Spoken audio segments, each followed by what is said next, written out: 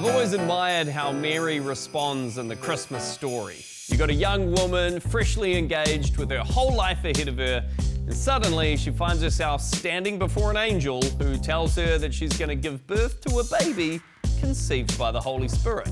Oh, and by the way, that baby is going to be God's own son, the Messiah. It's pretty hard to get your head around what this moment must have been like. You know, you try to imagine everything that must have been going through her head, like disbelief, shock, maybe a question or two. But right there, straight after being told this, she says, "I am the Lord's servant, may your word to me be fulfilled." I mean, there's a reason that God didn't ask me to give birth to Jesus.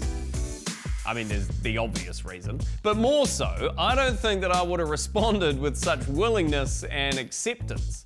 And many people have found strength and inspiration from Mary and how she responds to what God asks of her. But there's another person in this story who doesn't get acknowledged as much. And yes, they didn't carry the baby or have to give birth, so probably fair enough. But I think Joseph's story is pretty incredible too. Think about it.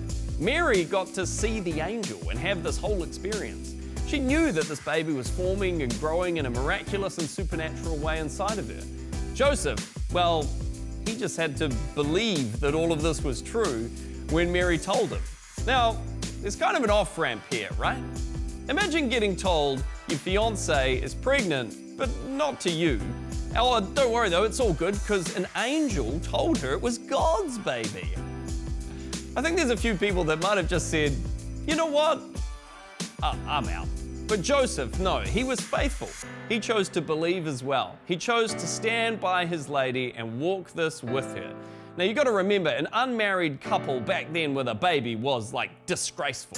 But he chose to stay and defend her and support her through all the challenges that lay ahead. And it makes me think about the people in my life that I need to stand with and support through their seasons. Who needs you to walk alongside them right now? Who needs you to encourage them? Who needs to know that you are in their corner? That you're going to walk alongside them no matter what comes? Is it your partner? Maybe your kids, a friend, a colleague? Maybe you haven't done the best job of it lately. Even if that's the case, it's never too late to start being a little bit more like Joseph. I hope someone has popped into your head. Maybe you could reach out to them and tell them, or better yet, show them that you stand with them this Christmas.